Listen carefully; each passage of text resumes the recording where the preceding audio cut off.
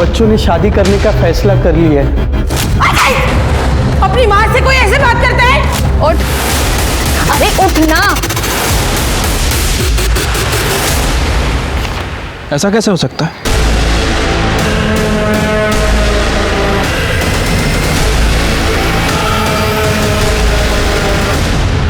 नमस्कार, आदाब। Crime petrol सतर्क 30 दिन 30 यूनिक केसेस की श्रृंखला में मैं अनूप सोनी आप सबका स्वागत करता हूं। क्राइम पेट्रोल के जरिए हमेशा हमारी यही कोशिश रही है कि हम समाज के हर वर्ग, हर तबके, हर उस इंसान की कहानी आप तक पहुंचाएं जिसके साथ अन्याय हुआ हो या फिर जो किसी भी तरह के क्राइम का विक्टिम बना हो। आज के इस केस को चुना है हमारे क्राइम एक्सपर्ट शम्स ताहिर खान ने। और क्यों चुना है, आइए उन्हीं से जानते हैं। नमस्कार, आदाब, सत श्री अकाल। मैं शम्स ताहिर खान क्राइम पेट्रोल सतर्क के जरिए इस पूरे महीने लेकर आ रहा हूँ कुछ ऐसी अनसुनी कहानियां जो मुझे लगता है आपको देखनी चाहिए। कहते हैं ऊपर वाला यानी भगवान, अल्लाह या गॉड किसी के साथ भेदभाव नहीं करता, पर इंसान करता है। हिंदू मुस्लिम, अमीर गरीब, छोटा बड़ा, गोरा काला, यहाँ तक कि मर्द औरत, इंसानों ने भेदभाव के न जाने कितने पैमाने बना रखे हैं। देश, समाज, घर तक में भेदभाव होता है और इन्हीं भेदभाव की घुटन के बीच जुर्म जन्म लेता है जो हमारे समाज के दोहरे चेहरे को उजागर करता है।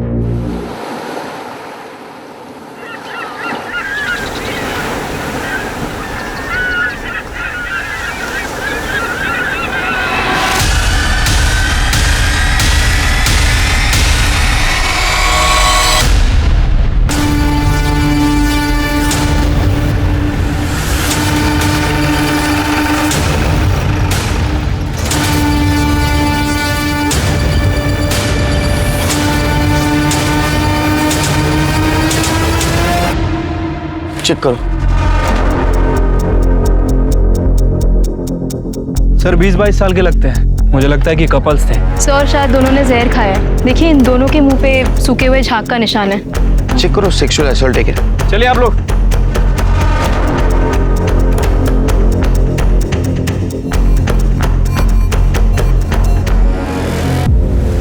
सर अंडरगारमेंट और प्राइवेट बॉडी पार्ट्स चेक किए।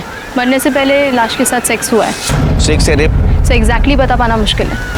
ऐसे जगह अक्सर ये कपल्स ये सब कुछ करने आते हैं। मेकआउट हुआ होगा, बाद में सुसाइड कर लिया। क्या ऐसा भी हो सकता है सिर के? ये सुनसान जगह पे इसके साथ किसी ने रेप किया और सदमे में आके दोनों ने जान दी। लेकिन ये अभी बताना मुश्किल है। सर बॉडी चेक करो, कुछ मिलता है क्या देखो।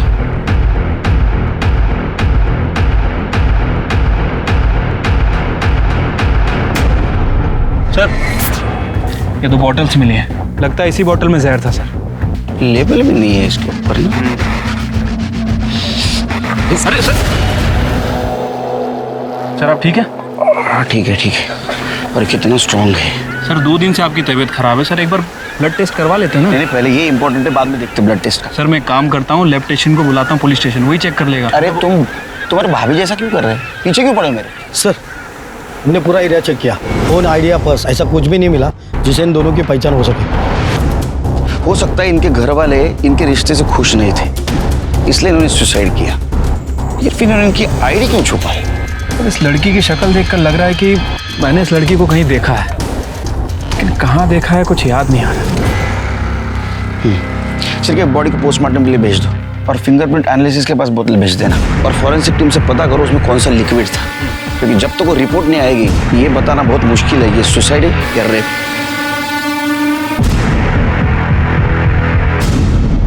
पुलिस को संदिग्ध हालत में मिले इस जोड़े की कहानी आखिर क्या थी? पीएसआई को ऐसा क्यों लग रहा था कि चेहरा देखा हुआ है? क्या वो वाकई इसे व्यक्तिगत तौर पर जानता था या फिर ये कोई मशहूर चेहरा था, कोई जानी मानी शक्ल थी? पुलिस पूरी ईमानदारी के साथ इस केस को हल करने में जुट गई, बिना इस आभास के कि इस केस का सच कितना खतरनाक साबित होने वाला था। समंदर किनारे मुर्दा पाए गए इस जोड़े की शिनाख्त फिलहाल पुलिस नहीं कर पाई है। हालांकि शुरुआती जांच के बाद ऐसा लगता है कि मामला खुदकुशी का है, लेकिन खुद क्राइम सीन ये सवाल खड़े कर रहा है कि क्या वाकई ये खुदकुशी है, क्योंकि खुदकुशी करने वाला शख्स अमूमन अपनी शिनाख्त नहीं छुपाता, बल्कि मरने से पहले वो मरने की वजह लिखकर मरता है। तो क्या इस लड़का और लड़की की मोबाइल, पर्स और आईडी कार्ड कोई चोर लेवड़ा, क्या ये मामला खुदकुशी का है या फिर सोची समझी हत्या है? सर डीएनए की प्राइमरी रिपोर्ट से पता चला है कि लड़की की बॉडी में जो सीमेन मिला था उस लड़के का ही है। उसके बाद दोनों के बीच फिजिकल रिलेशन बना और दोनों ने जहर खा लिया। इसका मतलब हमारा अंदाज सही निकला, सुसाइड केस है।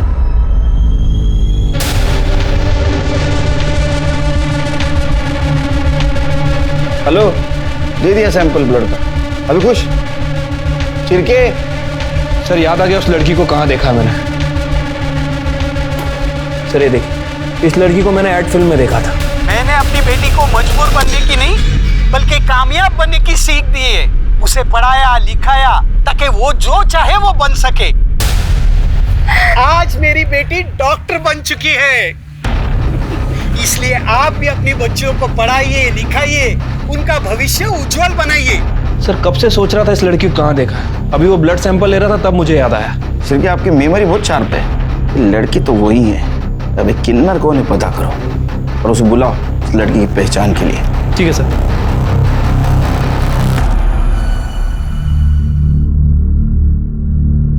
आइए। मैडम नमस्ते, मैं चंपा शिंदे। आप मेरे को इधर काहे को बुलाई? आप शिल्पा शिंदे को जानती हैं? हाँ, मेरी बच्ची है, वो 2 दिन से गायब है। मैं पुलिस स्टेशन में रिपोर्ट भी लिखाई। आइए दिखाइए। शिल्पा मेरी बच्ची। मैडम कैसे हुआ ये सब? कौन मारा इसे? अभी कुछ कह नहीं सकते। शिल्पा के साथ जिस लड़के की बॉडी मिली है, इन दोनों ने जहर खा के आत्महत्या की है। मेरी बेटी जहर नहीं खा सकती, वो कभी भी आत्महत्या नहीं कर सकती। दूसरी बॉडी दिखाइए।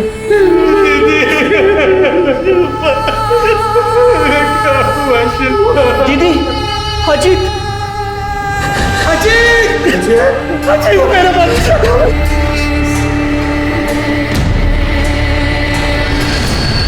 साहब, मेरी बेटी शिल्पा ने आत्महत्या नहीं की है, उसे मारा गया है, मर्डर हुआ है उसका।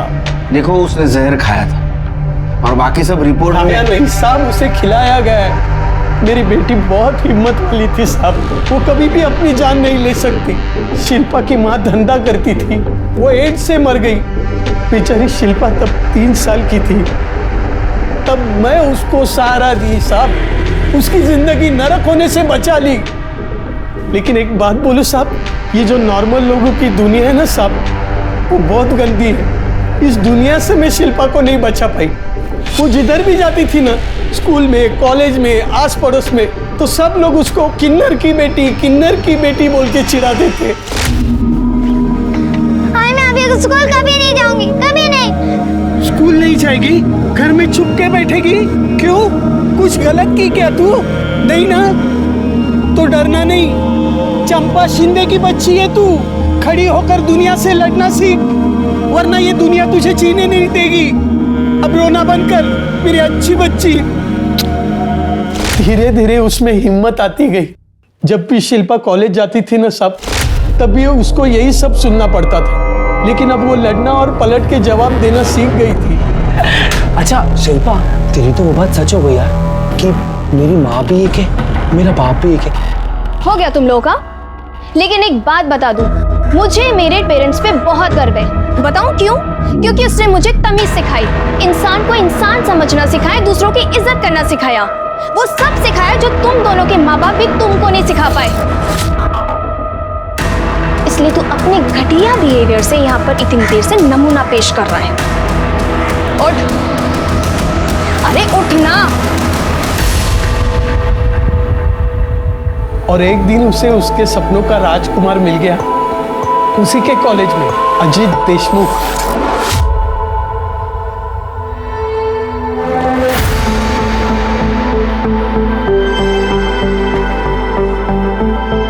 गाड़ी रोको, रुको। यही चाहते थे ना तुम? हाँ।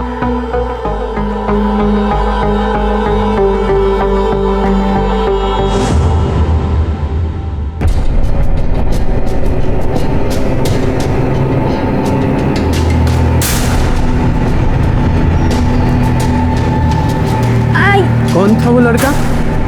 अरे बेटा तू बोल तो सही, वो पसंद है ना तुझको? अजीत अब हम लोगों के घर आने जाने लगा था। चलो बेटा शुरू करो। बेटा पहले भिंडी खाओ, मैंने अपने हाथों से बनाई है। भिंडी नहीं, भेंडी बनाती है तू। बेटा तुम कढ़ी खाओ। अरे नहीं नहीं, मैंने ले बेटा खाओ। अरे तुम दोनों उसे खाने भी दोगी या झगड़ा ही करती रहोगी? बेटा तुम खाओ। सभी बहुत प्यार करते थे उसे, फरिश्ता बोलते थे, क्योंकि किन्नर की बेटी का हाथ थामने की हिम्मत दिखाई थी उसने। इस रिश्ते से सभी खुश थे सिवाय अजीत के परिवार को छोड़ के। मैं खुद उनको समझाने को गई थी। मैं शिल्पा को खूब पढ़ाई लिखाई, उसको अच्छे संस्कार दिए। देखना एक नंबर की बहू बन के रहेगी वो इस घर की। पूरा देशमुख परिवार उस पे नाच करेगा। तुम बिल्कुल सही कह रही हो चंपा। तुम्हारी बेटी हमारे घर की बहू बनेगी तो हम भी तो रातों रात फ्रंट पेज की न्यूज में आ जाएंगे, रातों रात फेमस हो जाएंगे, लोग हम पे चुटकुले कसेंगे। और जब उनके बच्चे होंगे ना तो तुम ताली पीटने और नाचने गाने आ जाना। सच में बहुत गर्व होना चाहिए हमें ऐसी बहू पर। देखिए मैं तो भले की बात कर रही थी, बाकी आप लोग जो सही समझे वही कीजिए। लेकिन बच्चों ने शादी करने का फैसला कर लिया है, अब उन्हें कोई नहीं रोक सकता, न आप न मैं। साहब पक्का तो नहीं कह सकती कि ये सब देशमुख परिवार ने किया है, हाँ लेकिन इतना पक्का कह सकती हूँ कि अजीत और शिल्पा ने आत्महत्या नहीं की। उन दोनों को मारा गया है साहब। उन दोनों के कातिलों को पकड़िए साहब, उसमें मेहरबानी करिए साहब, उन दोनों के कातिलों को पकड़िए। संभालिए अपने आप को, जो सच होगा वो जल्द सामने आ जाएगा। चिरके चलो अजीत के इज्जतदार परिवार से मिलके आते हैं, देखते हैं उनका क्या कहना है। इसमें कहना क्या है इंस्पेक्टर साहब, आप ही बताइए, कौन एक किन्नर की बेटी को अपने घर की बहू बनाना चाहेगा? हमने अजीत को बहुत समझाने की कोशिश की लेकिन वो सुनने को तैयार ही नहीं था कि अजीत की दी हुई शय थी कि एक किन्नर की इतनी हिम्मत हुई क्या वो हमारे घर आके हमें समझा रहा था। तो उस किन्नर की हिम्मत हुई आपके घर आने की, लेकिन आप लोगों में बिल्कुल श्रद्धा नहीं कि अपने खोए हुए बेटे की मिसिंग कंप्लेंट करे पुलिस में जाके। सर अजीत अक्सर शिल्पा के घर जाया करता था, तो कहीं कहीं दिन वही रहा करता था, तो हमें लगा कि वो वही होगा। चलो मान लो आप लोगों को पता नहीं था कि वो मर चुका है, लेकिन हमने खुद आपको बोला कि वो मर गया। हम यहाँ खुद ही आपको बताने के लिए आए, फिर भी आप उसके आइडेंटिफिकेशन के लिए आने के लिए तैयार नहीं हो। मेरे पति की तबीयत ठीक नहीं रहती है, इसीलिए मैं अभी केशव को भेजती हूँ। केशव मैं कैसे जा सकता हूँ, मुझे तो बिजनेस मीटिंग है। केशव इंस्पेक्टर साहब आप चलिए, मैं आता हूँ थोड़ी देर।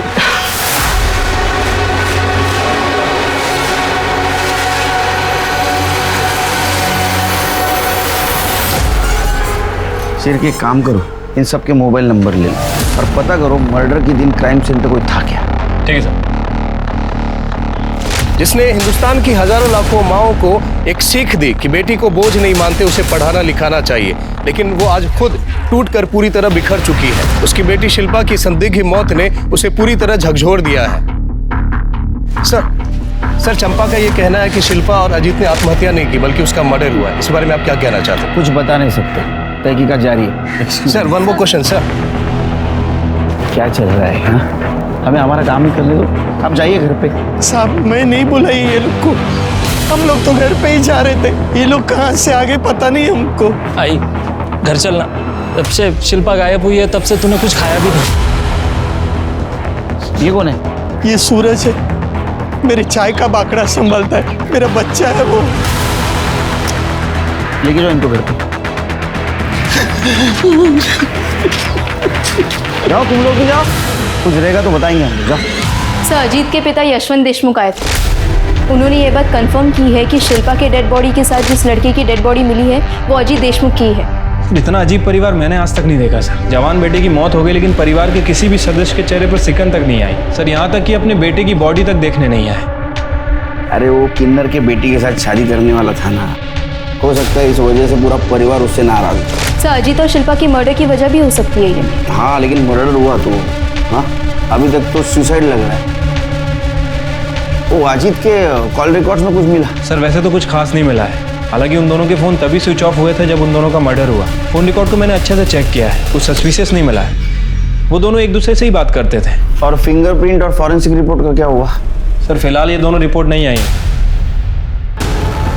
शिल्पा बहुत सही लड़की थी मैडम, उसका किसी के साथ कोई पंगा नहीं था, हमेशा खुश रहती थी और लोगों को भी हमेशा खुशी रखती थी। और तू, तेरे साथ कैसी थी?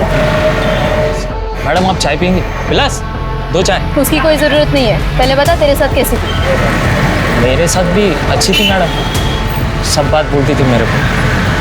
उसे फ़ोटो खिंचाने का बहुत शौक था, हमेशा मेरे को फ़ोटो निकालने के लिए बोलती थी। ये देखो ना मैडम उसकी फ़ोटो, ये जब उसने पहली बार साड़ी पहनी।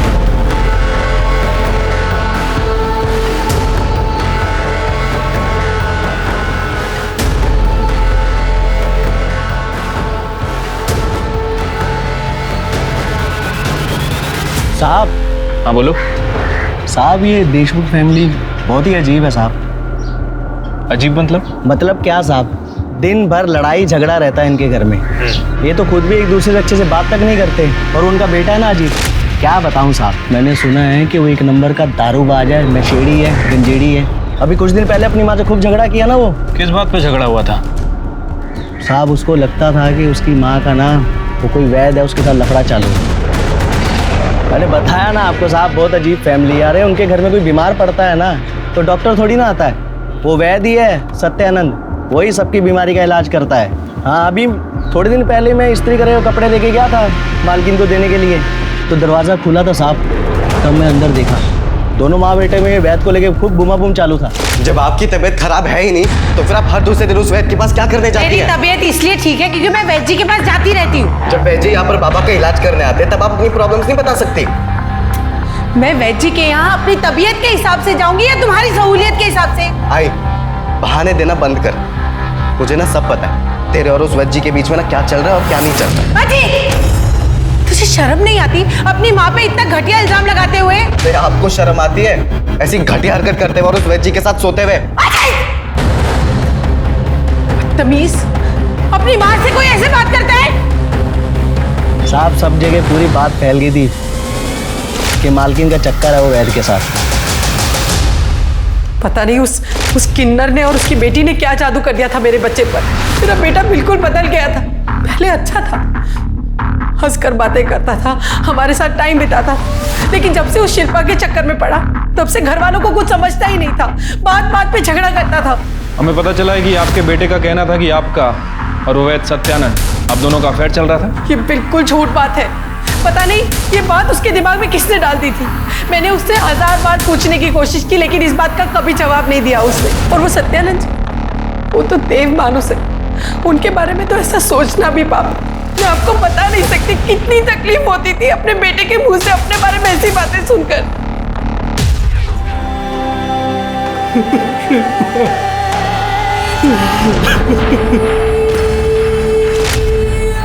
आई काकी, बिना मेकअप के भी तो बाहर जाया जा सकता है ना, पर आप लोग ये वाली बात कहाँ समझोगे? ए पोरी, ये क्या तू आप लोग लगा रखी है? अरे आई सॉरी, मेरा मतलब है कि हम लोग, पर हम लोगों में भी तो तुम सबको ऐसे बाहर जाने के लिए सुंदर बनना पड़ता है, ऐसे भर भर के मेकअप लगाना पड़ता है और ऐसे कपड़े पहनने पड़ते हैं। अब मुझे क्या जरूरत है मेकअप की, मैं तो ऐसी सुंदर हूँ। वैसे भी मन सुंदर होना चाहिए, तन कम भी सुंदर हो तो चलता है। देखो तो दीदी क्या क्या बोल रही है, कितना भाव खा रही है। अरे भाव तो खाएगी, हमारी शिल्पा कौन सी हीरोइन से कम सुंदर है? ये है मेरी सबसे अच्छी काकी। ऐसे ही खुश रहो। खा ले जितना भाव खाना है खा ले, जब 2-3 बच्चे पैदा कर लेगी ना तो मोटी हो जाएगी, तब पूछूंगी तेरे से मैं। बच्चे? मैं कोई बच्चे पैदा नहीं करने वाली। अरे मैं क्यों अपना फिक्र खराब करूं? मैं जा रही, आप लोग नहीं समझोगे।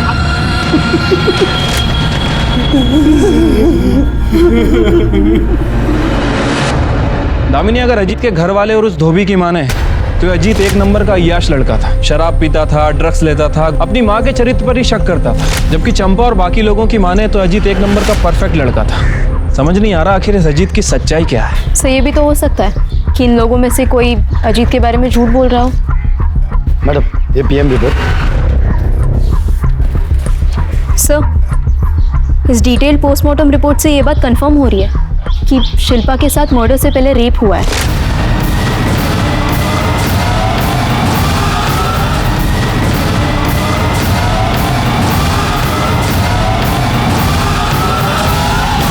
क्योंकि कॉन्डम के लुब्रिकेंट उसके प्राइवेट पार्ट्स में मिले। मतलब अजीत ने शिल्पा के साथ 2 बार सेक्स किया, एक बार कॉन्डम के साथ और दूसरी बार बिना कॉन्डम के, क्योंकि पहली पीएम रिपोर्ट में शिल्पा की बॉडी में जो सीमेन मिला था वो अजीत के डीएनए से मैच करता है। या फिर अजीत के अलावा कोई ऐसा है जिसने शिल्पा के साथ रेप किया, वो भी कॉन्डम यूज करके। फिंगरप्रिंट रिपोर्ट दिखाना। ऐसा कैसे हो सकता है? बॉटल पर किसी के भी फिंगरप्रिंट नहीं, मतलब बॉटल से फिंगरप्रिंट हटाए गए। और ऐसा तभी हो सकता है जब उन्होंने जहर पिया ना, बल्कि उन्हें जबरदस्ती पिला दिया गया हो।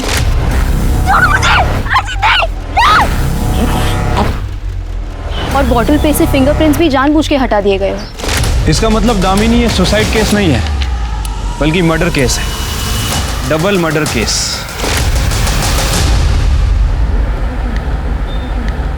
अरे आप लोग क्या समझेंगे कि एक माँ का कलेजा कैसे फटता है जब उसकी जवान बेटी को कोई मार डालता है। मुझे मालूम था मुझसे और मेरी बेटी से कई लोग जलते हैं। आज उन सब लोगों के कलेजे में ठंडक पड़ गई होगी। सर आप तो सिक लीव पे थे ना, रेस्ट चल रहा था आपका। काय का रेस? डबल मर्डर केस, टेंशन का काम। चलो बंद करो ये। कटे बंद करो।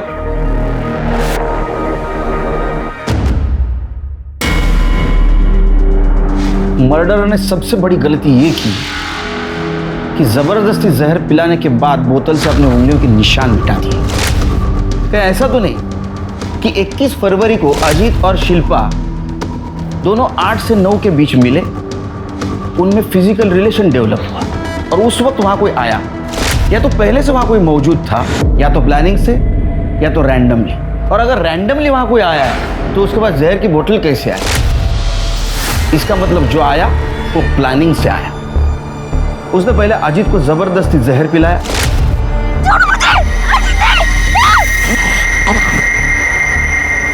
अजीत के ऊपर जहर का असर होने के बाद वो शिल्पा के पास आया। शिल्पा ने बचने की कोशिश की हो, लेकिन वो सामने वाला उससे ज्यादा ताकतवर हो सकता है, या तो एक नहीं एक से ज्यादा हो सकते हैं। उसके बाद में उसने शिल्पा के साथ रेप किया, उसे जबरदस्ती जहर पिलाया, उसने बोतल से फिंगरप्रिंट मिटा दिए और वो बोतल दोनों के बीच में रख दी ताकि वो सुसाइड में गए। तो कौन था ये आदमी? और अजीत के बारे में हमारे पास दोनों तरफ की इंफॉर्मेशन क्यों आ रही? झूठ कौन बोल रहा है और किस लिए? क्या ऐसा तो नहीं कि इस बात का इस मर्डर से कोई कनेक्शन हो? सर यही बात तो हम दोनों के भी समझ में नहीं आ रही कि एक ही आदमी की 2 छवि, एक ब्लैक और एक व्हाइट। या फिर ऐसा भी हो सकता है कि चंपा ने यह मर्डर किया हो, लेकिन अभी हमें दिखाने की कोशिश कर रही है अजीत बहुत अच्छा था, उसे मैं पसंद करती थी। या फिर अजीत वैसा ही था जैसा उसके घर वाले बताते। सर अगर ऐसा है तो फिर शिल्पा के साथ रेप और मर्डर क्यों हुआ? और अगर वाकई ऐसा है तो इस मर्डर में देशमुख फैमिली भी इन्वॉल्व है। पर सर देशमुख फैमिली अपने ही बेटे का मर्डर क्यों करवाएगी? वो सिर्फ शिल्पा का मर्डर करके छोड़ सकते थे। जरूरी नहीं दामिनी, क्योंकि सुहासिनी और बाकी लोगों के बयान के मुताबिक अजीत से वो सब परेशान थे। ऐसा भी तो हो सकता है कि दोनों कांटे एक साथ निकाले हो, या ऐसा भी हो सकता है कि एक तरफा प्यार का मामला हो सकता है सर। चंपा का मुंह बोला बेटा सूरज, मैंने उससे पूछताछ की थी। जिस तरह से वो शिल्पा के बारे में बात कर रहा था, उसके फोन में अपनी फोटोज नहीं शिल्पा की फोटोज थी। उसके बात करने के तरीके से तो यही लग रहा था कि उसे शिल्पा पसंद थी। तो तुम्हारा कहना ऐसा है कि वो साइलेंट लवर सूरज, उसके पास मर्डर का मोटिव था? Yes sir. हो सकता है शिल्पा से बदला लेने के लिए उसने उसका रेप किया। उसके बारे में इंफॉर्मेशन निकालो, आगे पीछे कौन है जरा पता करो, और मर्डर के दिन वो कहाँ था ये भी पता करो। Yes sir. दामिनी 4 चम्मच शक्कर वाली चाय बोलना। अरे सर आपका शुगर वैसे ही थी तो। चुप बैठ, मुझे कुछ नहीं हुआ। जब तक मैं शक्कर वाली चाय पीता नहीं मेरा दिमाग नहीं चलता है, समझा ना? 4 चम्मच शक्कर वाली चाय।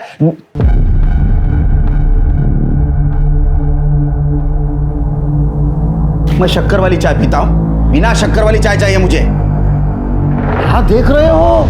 जाओ।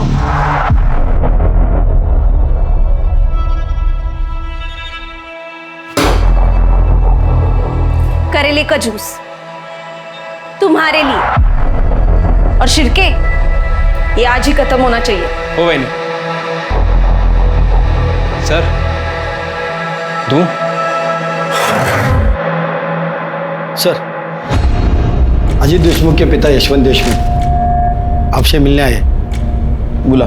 सर मैंने उनको बोला पर वो बाहर ही बैठ गए, शायद उनकी तबीयत ठीक नहीं है।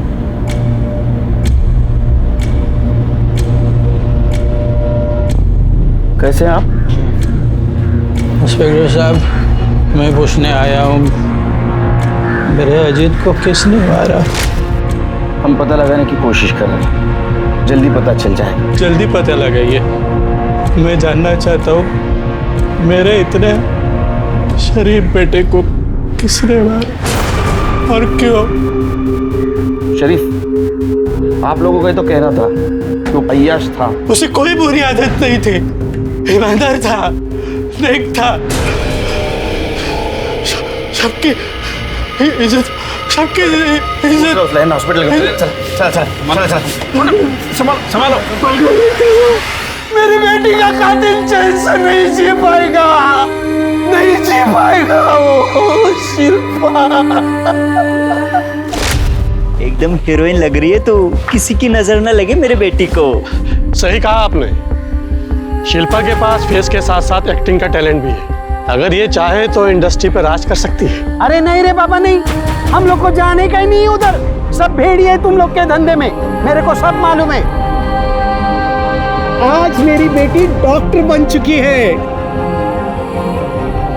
इसलिए आप भी अपनी बच्चियों को पढ़ाइए, लिखाइए, उनका भविष्य उज्जवल बनाइए। जब उनका भविष्य उज्जवल बनेगा तो वो आगे बढ़ेगी और साथ साथ हमारा देश भी आगे बढ़ेगा।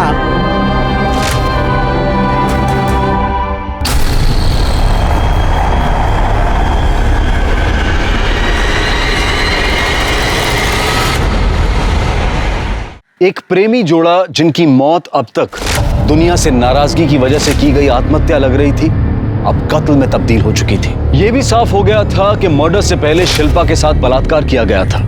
पुलिस के पास सस्पेक्ट तो कई थे, लेकिन सबूत किसी के भी खिलाफ नहीं था। मीडिया भी इस पर अपनी नजर बनाए हुए था और तभी यशवंत को हॉस्पिटल भेजने से पुलिस को एक उम्मीद मिली। यशवंत की ब्लड रिपोर्ट में एक ऐसा सच सामने आया जिससे यह पता चला कि उसे किसी ऐसी जड़ी बूटी का सेवन करवाया जा रहा था जो धीमे जहर की तरह काम कर रही थी, जिसकी वजह से वो कमजोर था, बीमार था और मौत की तरफ बढ़ रहा था। इस जड़ी बूटी की इतनी गहरी जानकारी सिर्फ एक इंसान को हो सकती थी और वो था देशमुख परिवार का वैद्य सत्यानंद।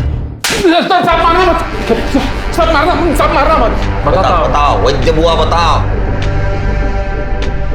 सर वो दवा के नाम पे जो जड़ी बूटी मैं यशवंत को देता हूँ वो धीरे धीरे जहर का काम करती है और उसी की वजह से यशवंत बीमार रहता है। पर लेकिन ऐसी जड़ी बूटी क्यों देता था उसको? सर वो मैं अरे मैं क्या बोल। देख पढ़े लिखे इंसान पे मैं हाथ नहीं उठा था, लेकिन ये शिरके ये किसी के ऊपर भी हाथ उठा सकता है और उसने हाथ उठाया ना तो कितना भी जख्म होने दे कोई मरहम काम नहीं आएगा। बोलेगा शिरके तू बोल। नहीं सर सब बताता हूँ मैं। बोल। मेरा और सुहासिनी का अफेयर चल रहा है तो हमने तय कर लिया कि हम यशवंत को कमजोर बना देंगे, धीरे धीरे जहर देकर मार देंगे ताकि हमारा रिश्ता बना रहे और हमारे ऊपर कोई शक ना करे। का म्हातार चढ़ लागला कि तुला? मतलब ये अफवाह नहीं थी, ये सच था कि तुम्हारा अफेयर चल रहा है और ये बात अजीत को पता चली। सर एक दिन मैं और सुहासिनी घर पे थे और घर में कोई नहीं था तो आई वो मेरा बैग।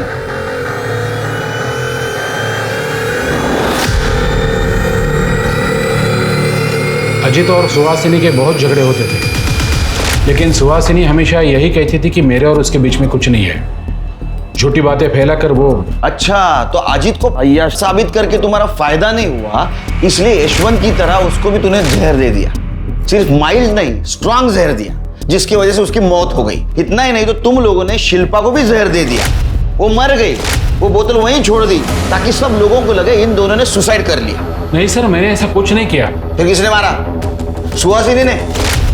नहीं सर वो तो मुझे पता नहीं है। शिरके यशवंत को जहर देने के जुर्म में इसको अंदर डालो और वो सुहासिनी को मिलो, देखो क्या नई कहानी सुनाती है। जी कितना घटिया इल्जाम लगा रहे हैं आप मुझ पर। वो वैद झूठ बोल रहा है, मैं उसके साथ अफेयर क्यों करूंगी? उसकी हिम्मत कैसे हुई मुझ पर इतना घटिया इल्जाम लगाने की? झूठ वैद नहीं, झूठ सुहासिनी बोल रही है।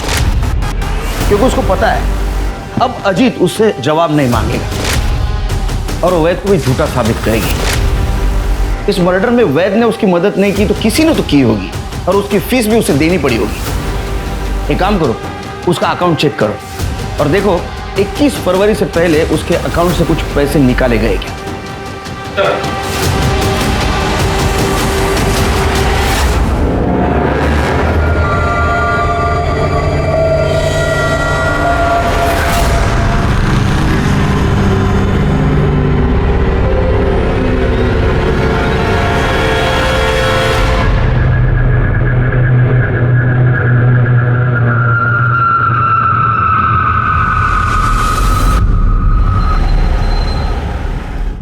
सर, सुहासिनी ने अकाउंट से पैसे निकाले नहीं है, बल्कि 20 फरवरी को 1 लाख रुपए ट्रांसफर किए। किसके अकाउंट में? सासू माँ ने पैसे ट्रांसफर किए थे 1 लाख रुपए, लेकिन मैंने उनको वापस कर दिए थे। अच्छा, हाँ, तो जमाई और सासू माँ ट्रांसफर खेल रहे थे। हाँ? उसने 1 लाख रुपए क्यों दिए तुझे? उन्होंने वो अजीत और शिल्पा को मारने के लिए सुपारी के लिए दिए थे, लेकिन साहब मैंने नहीं मारा उनको, मैंने पैसे वापस कर दिए। आप चाहे तो मेरा मोबाइल लोकेशन कहाँ गया था, किसको मिला था, सब चेक कर सकते हैं। मैंने कुछ नहीं किया साहब, मैंने किसी को नहीं मारा। झूठ बोल रहा है तो तूने और तेरे सासू ने सुहासिनी ने मिलकर ही मारा उन दोनों को? नहीं साहब, मैंने सही में पैसे वापस कर दिए, मैंने किसी को नहीं मारा साहब, मैंने कुछ नहीं किया। चलो मान लेते तुम सच बोल रहे हो। केशव क्यों झूठ बोल रहा है? क्योंकि वो एक नंबर का कमीना और कामचोर है, घर जवाई बनकर बैठा है। उसके खर्चे, कपड़ा, खाना पीना सबके पैसे मैं देती हूँ, इससे भी उसे शांति नहीं मिली। अब वो मुझे जेल भिजवाकर मेरी सारी जायदाद हड़पना चाहता है। सर, जिस रात शिल्पा और अजीत का मर्डर हुआ था उस रात मोबाइल लोकेशन के हिसाब से सूरज अपने घर पे ही था। और केशव बर्फ? सर, उसके कॉल लोकेशंस और मोबाइल रिकॉर्ड से कुछ खास पता नहीं चला। चलिए काम करो, बीच पर जहाँ शिल्पा और अजीत की बॉडी मिली पता करो उस दिन शाम से लेकर देर रात तक किसके किसके मोबाइल नंबर वहाँ एक्टिव थे और उन नंबर का इन दोनों के साथ कुछ कनेक्शन था क्या? सर, ये बोतल में मिली है जहर की फॉरेंसिक रिपोर्ट। अजीत और शिल्पा को जहर दिया गया था और वो जहर धतूरे से बनाया गया था।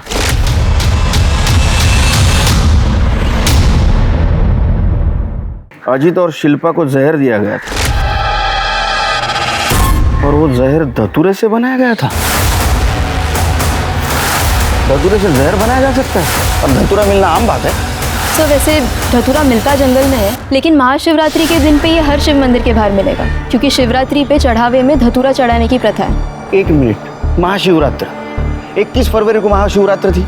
एक काम करो शिव के जितने भी शिव मंदिर है उसके बाहर उसके आसपास जितने भी फूल की दुकानें वहाँ CCTV फुटेज कलेक्ट करो और देखो किसने इतने भारी मात्रा में धतूरे खरीदे। और एक बात पता करो, मुंबई या मुंबई के आसपास धतूरे के जहर से किसी को मारा गया था ऐसा केस आया है क्या? हो सकता है देशमुख परिवार का वैद और ये चंपा की बिरादरी वाले ये जरूर जानते होंगे कि धतूरे से जहर कैसा बनाया जा सकता है। दामी तुम एक काम करो, चंपा से जुड़े हुए सारे लोगों की पूछताछ करो। Yes sir.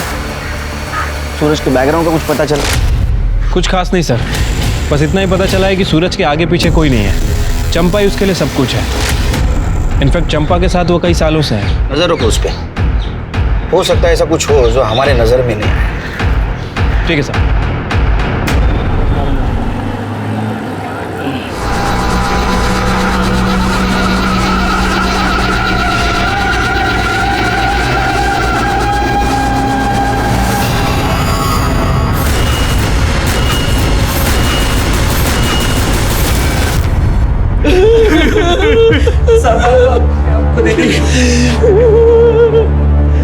मार डाला, मेरे दोनों बच्चों को मार डाला। एक माँ की चीख पुकार है जिसने अपने 2 बच्चे एक के बाद एक खो दिए। अगर पुलिस शिल्पा और अजीत के कातिल को ढूंढ निकालती तो क्या सूरज जिंदा होता? क्या सूरज की हत्या को भी इसी कड़ी की साजिश माने? कैसे पुलिस की लापरवाही समझे? आखिर पुलिस कर क्या रही है? ये एक माँ की चीख पुकार है जिसने एक एक कर अपने दोनों बच्चों को खो दिया। पुलिस अगर शिल्पा और अजीत के कातिल को ढूंढ निकालती तो क्या पता सूरज जिंदा होता। क्या सूरज की मौत इस कड़ी का कोई हिस्सा है या फिर सूरज शिल्पा और अजीत के कातिल को जान चुका था और इसीलिए उसकी जान चली गई? पुलिस की नजर में सूरज इस मर्डर में सस्पेक्ट था, फिर उसकी मौत पुलिस की कार्रवाई पर भी सवालिया निशान लगाती है कि आखिर पुलिस कर क्या रही है। पुलिस ये सोचकर हैरान थी कि क्या चंपा की बिरादरी में भी कोई ऐसा था जो इस रिश्ते के खिलाफ था। इस जानकारी को हासिल करने के लिए पुलिस ने खबरियों का जाल बिछाया और जो खबर सामने आई वो हैरान कर देने वाली थी। ठीक से बैठो।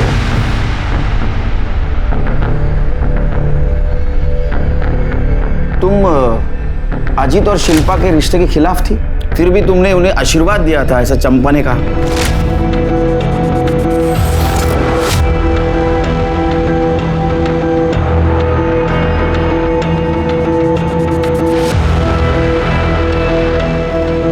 इसे हमारा आशीर्वाद समझ के पी जाओ। हमारी दुआओं से तुम फर्श से अर्श तक पहुंच जाओगे। जीवन में बहुत तरक्की करोगे, बहुत बड़ा नाम होगा तुम्हारा और हमारी बिरादरी तुम्हारे साथ होगी। लो पी लो।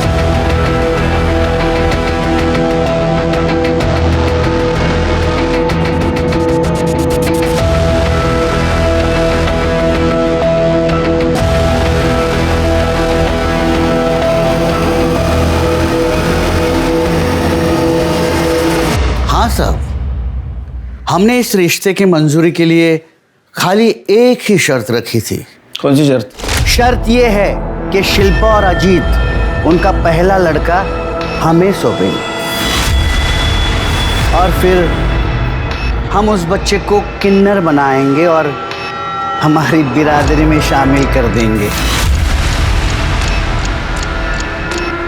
ये कैसी शर्त है? हम ऐसी कोई शर्त पर नहीं मानने वाले आपकी। और आपने ऐसे सोच भी कैसे लिया कि हमारा बच्चा? चंपा, समझा इसे, वरना हम तुझे बिरादरी से निकाल देंगे और बिरादरी से बाहर होना क्या होता है ये अच्छी तरह से जानती हो तुम। हाँ साहब, राजा रानी ने शर्त रखी थी, लेकिन ये बात मैं आपको कैसे बताती, क्योंकि ये हमारे बिरादरी की बात थी ना, और मैं बिरादरी से अलग थोड़ी हूँ। हमारी बिरादरी में राजा रानी सबसे बड़े होते हैं, उनकी बात कोई नहीं टाल सकता। तो भला मैं कैसे इनकार कर सकती थी? तो बिरादरी से बाहर होने के डर से तुमने अजीत और शिल्पा दोनों को रास्ते से हटा दिया, मार दिया उन्हें ना? वाह साहब वाह, मैं किन्नर हूं ये बात आप नहीं भूले, लेकिन मैं एक मां भी हूं ये बात आप भूल गए। शिल्पा की हालत मैं समझ सकती थी क्योंकि उसकी तकलीफ मेरी तकलीफ थी। मैं सिर्फ उसकी सुरक्षा और भविष्य के लिए उसे मनाना चाहती थी, लेकिन ये हो न सका साहब। मेरे मनाने से पहले ही मेरी बच्ची मुझसे दूर चली गई साहब, मुझसे दूर चली गई। खाली चंपा दीदी ही नहीं, हम सब भी शिल्पा को समझाने की बहुत कोशिश कर रहे थे, क्योंकि वो हम सब की बेटी थी। पर चंपा के बार बार एक ही बात बोलने से एक दिन शिल्पा चंपा पे सॉलिड भड़क गई साहब। शिल्पा, मैंने तुम्हें पाल पोस के इतना बड़ा किया, क्या तू मेरे लिए इतना भी नहीं कर सकती बेटा? इसी दिन के लिए पाला था मुझे कि एक दिन अपनी किन्नरों की बिरादरी बढ़ाने के लिए मेरे बच्चे की बलि चढ़ाओगी। आई, तूने पाल पोस के बड़ा किया, लेकिन ये याद रख कि मेरे वजह से तुझे इतना नाम मिला। एक्ट फिल्म करती है ना, 36 जगह इंटरव्यू देती है जाके, तो उसी टीवी पे जाके बोलना कि अपनी बेटी का बच्चा छीनकर उसे किन्नर बनाना चाहती है। फिर देख क्या होता है तेरे नाम और तेरी शौहरत के साथ। सर, मैंने 21 फरवरी की सारी सीसीटीवी फुटेजेस चेक की है। सर ये देखिए, वर्तक नगर के शिव मंदिर के बाहर के सीसीटीवी फुटेज में क्या मिला।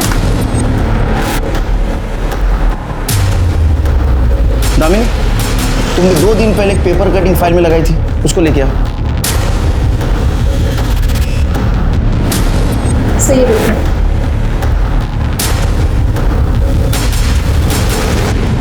शिरके, देखो लग तो यही रहा है ना? हाँ सर, दिख तो यही रहा है, बट सिर्फ फुटेज के बेस पे साबित कैसे करेंगे? 21 फरवरी का इसका मोबाइल लोकेशन निकालो।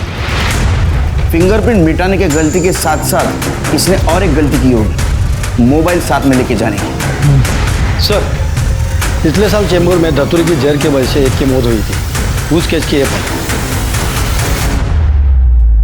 मरने वाले का नाम आशा था। और वो एक किन्नर था और उसके रूममेट को सस्पेक्ट बना के रखा था पुलिस वालों ने, लेकिन कुछ सबूत नहीं मिला तो उसको छोड़ दिया। मरने वाली के रूममेट का नाम देख रहे हो? बुलाओ उसे, उसका धतूरा हम बनाएंगे।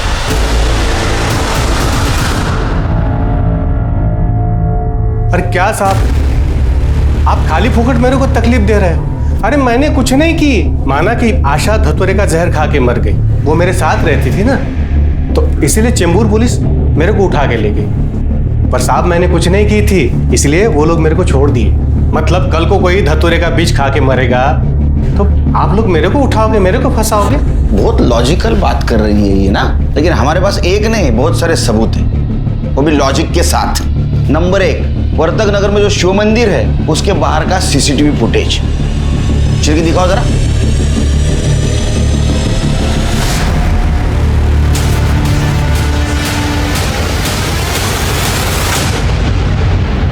नंबर 2, जिस दिन शिल्पा और अजित का मर्डर हुआ उस दिन की तेरी मोबाइल लोकेशन वहीं की है। अब बोलेगा?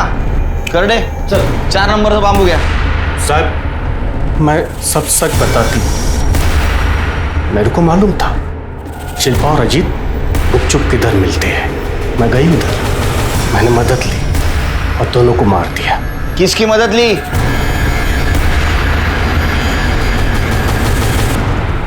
सर, दिन में धतूरे से जहर बनाने में मदद की और रात को पुष्पा दीदी के साथ समुंदर किनारे में गया। जब हम दोनों उधर गए तो दोनों लगे पड़े थे। शिल्पा चंपा को महान बनाई थी, इसीलिए शिल्पा को मैं अपनी आंखों से मरते देखना चाहती थी। दीदी अब सब्र नहीं हो पा रहा। चुप, रुक जा 2 मिनट।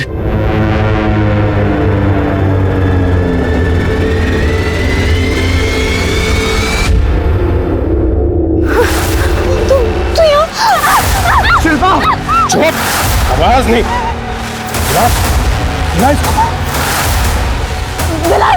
क्या है बोतल में? क्या है इसमें? शिल्पा को जिंदा देखना चाहता है ना तो चुपचाप पी ले, करना यही इसमें इसकी गर्दन काटने की। दे दीजिए। तू पीता है या काटू गर्दन की? चल पी।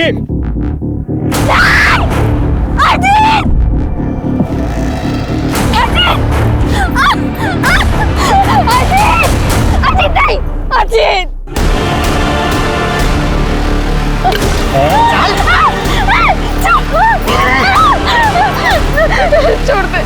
छोड़ दे मुझे।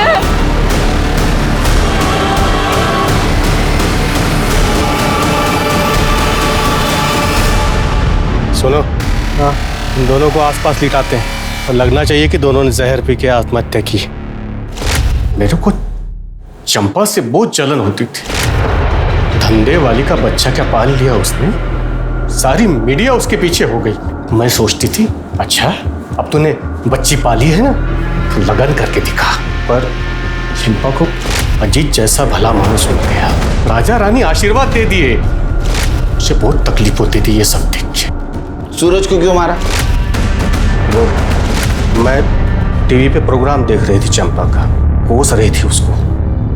ऐसा इसमें क्या है, मैं यहाँ ऐसे चढ़ रही है। एक दिन तेरे को भी मैं शिल्पा की तरह मारूंगी।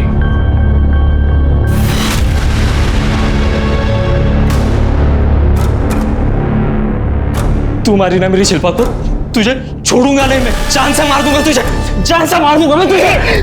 इसके पहले वो मुझे मारता, मैंने उसे मार दिया और फिर उसकी बॉडी को गोनी में भर के सुबह सुबह सोसाइटी के कचरे के पास फेंक दिया। शिरके, पुष्पा के ऊपर सूरज, अजीत और शिल्पा के मर्डर का चार्ज लगा। और विलास, इसके ऊपर मर्डर और शिल्पा का रेप, इसका चार्ज लगा। चंपा ने एक किन्नर होने के बावजूद जिंदगी जीने का अपना एक अलग तरीका बनाया। नाच गाकर नहीं बल्कि मेहनत से रोजी रोटी कमाई। एक अनाथ लड़की को माँ का प्यार दिया। चंपा और शिल्पा ने अपनी पहचान बनाने के लिए दुनिया से लड़ाई लड़ी। इस लड़ाई ने उन्हें शोहरत और नाम दोनों बख्शा, यहाँ तक कि लोगों को सोचने पर मजबूर कर दिया एक समुदाय की परेशानी के बारे में। मगर यही शोहरत उनकी दुश्मन बन बैठी। उसकी अपनी साथी पुष्पा ने उनकी जिंदगी उजाड़ दी। अगर नफरत को पालने की बजाय प्यार को जगह दें तो इंसानियत भी बची रहेगी और इंसान भी। अब मैं अनूप सोनी आपसे विदा लेता हूं। फिर मुलाकात होगी क्राइम पेट्रोल सतर्क में एक और नए केस के साथ और उस पर हमारे एक्सपर्ट के विश्लेषण के साथ।